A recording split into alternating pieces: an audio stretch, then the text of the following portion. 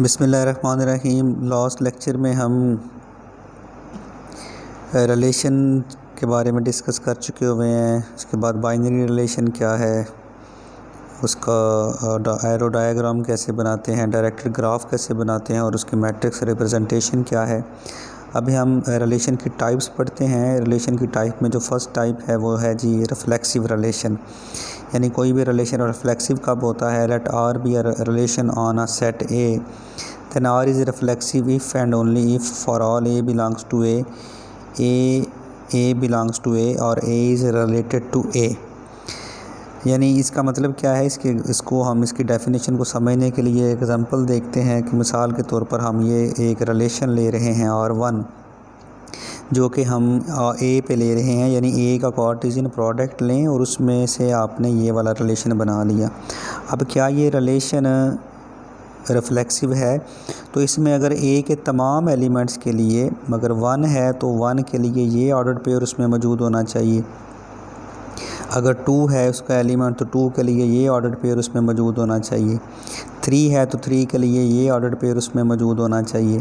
4 है तो 4 के लिए ये ऑर्डर्ड पेयर उसमें मौजूद होना चाहिए। यानी तमाम एलिमेंट्स के लिए कि मतलब देखें ना, अगर वो रिफ्लेक्सिव कब नहीं होता? R is not reflexive if and only if there is an element a in A such that a does not belongs to R. यानी अगर कोई ऐसा एलिमेंट ए का मिल जाए जिसके लिए इस तरह का ऑर्डर्ड पेयर, उसी के साथ जो ऑर्डर्ड पेयर है जिसमें फर्स्ट और सेकंड एलिमेंट सेम ना हो, तो अगर वो एलिमेंट ऐसा ऑर्डर्ड पेयर ना बिलोंग करे ए को किसी एक एलिमेंट के लिए भी, तो फिर वो जो रिलेशन होगा वो रिफ्लेक्सिव रिलेशन नहीं होगा। इसमें चूँकि देखें 1 1 2 2 3 3 4 4 ए के तमाम एलिमेंट्स के लिए इस तरह के तमाम ऑर्डर्ड पेयर्स में मौजूद हैं, तो वो रिलेशन जो है वो रिफ्लेक्सिव रिलेशन है।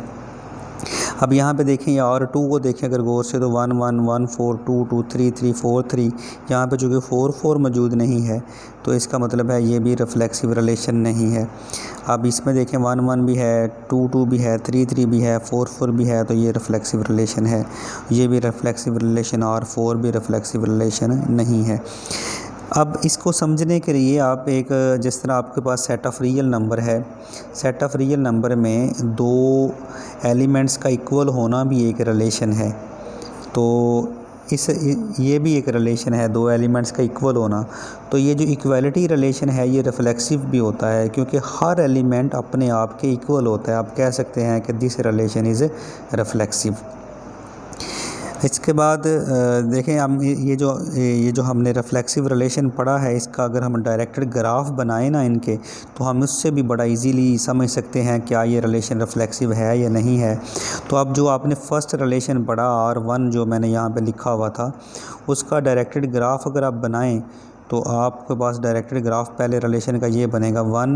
आपको पता है कि किस तरह आप बनाएंगे। 1 1 है तो इस पर एक लूप बना देंगे, 2 2 है इसके ऊपर लूप बना देंगे, अगर 3 3 मौजूद है तो ये लूप बना देंगे, 4 ये लूप बना देंगे। तो यहाँ से ये पहचान है कि ये जो रिलेशन है वो आपके पास रिफ्लेक्सिव रिलेशन है, क्योंकि the directed graph of every reflexive relation includes an arrow from every point two the point itself. यानी हर जितने भी पॉइंट्स हैं ए के, उनमें से हर एक का जो है वो ऐसा एरो मौजूद होगा कि वो वहाँ से शुरू होगा और वहाँ पे ख़त्म हो जाएगा, यानी एक लूप बनाएगा। तो उसके हर पॉइंट पर, यानी R1 इज़ रिफ्लेक्सिव, यहाँ पे चूँकि मैंने R1 लिखा हुआ है उसका मैंने डायरेक्टेड ग्राफ बनाया हुआ है, तो R1 is reflexive because at every point of a set ए, यानी सेट ए के हर पॉइंट, ये जो हमने रिलेशन बनाया हुआ ना इस पॉइंट पे बनाया हुआ 1 2 3 4 इस पे बनाया हुआ है।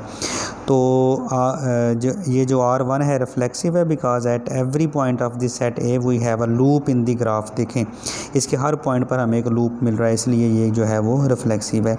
अगर हम अब R2 की बात करते हैं, जो पीछे मैंने अभी आप R2 रिलेशन बनाया है, R2 की बात करें तो यहाँ पर इसका डायरेक्टेड ग्राफ अगर आप बनाएं, 1 1 पे आपने ये लूप बना दिया, 1 4 है ये 1 4 पे अपने डायग्राम एरो बना दिया, अब 2 2 है इस पे लूप बना दिया, अब 3 3 है 3 3 पे लूप बना दिया, 4 3 है तो 4 3 पे बना दी। अब देखें इस पॉइंट पे लूप नहीं बन रहा, चूँकि इस पॉइंट पे लूप नहीं बन रहा इसलिए ये जो R2 है वो रिफ्लेक्सिव रिलेशन नहीं होगा। इस तरह बाकी R3 R4 का भी आप डायरेक्ट ग्राफ इसी तरह आसानी से बना सकते हैं। अब इसकी मैट्रिक्स रिप्रेजेंटेशन कैसे बनाते हैं, जैसे रिफ्लेक्सिव रिलेशन की मैट्रिक्स रिप्रेजेंटेशन कैसे बनाते हैं। अब आपके पास सेट है 1 2 3 और इसी के ऊपर आप एक रिलेशन बनाते हैं जो रिफ्लेक्सिव रिलेशन है जी 1 1 1 3 2 2 3 2 3 3। आपने ये ना एक रिफ्लेक्सिव रिलेशन बना लिया। अब इसमें आपने इसका मैट्रिक्स रिप्रेजेंटेशन लिखना है। अब चूँकि ए से ए तक ही है ना, ये फ्राम ए टू ए है ये जो आप रिलेशन बना रहे हैं, तो अब यहाँ पर एक एलिमेंट फर्स्ट के भी यहाँ पे भी एक एलिमेंट लिखेंगे। तो इसके मुताबिक देखेंगे जी 1 1 मौजूद है तो यहाँ पे इसके नीचे 1 आ जाएगा। 1 2 मौजूद है उसमें नहीं तो ये 0 आ जाएगा। 1 3 उसमें मौजूद है तो 1 आ जाएगा। 2 1 उसमें मौजूद है तो आपके पास नहीं है तो 0 आ जाएगा। 2 2 अगर आपके पास है तो 1 आ जाएगा। 2 3 अगर आपके पास नहीं है तो 0 आ जाएगा। अब उधर भी गौर करते जाएं आप। 3 1 अगर आपके पास नहीं है पूरे इस सेट में तो आपके पास ये 0 आ जाएगा। 3 2 अगर मौजूद है तो 1 आ गया। 3 3 अगर है तो 1 आ गया।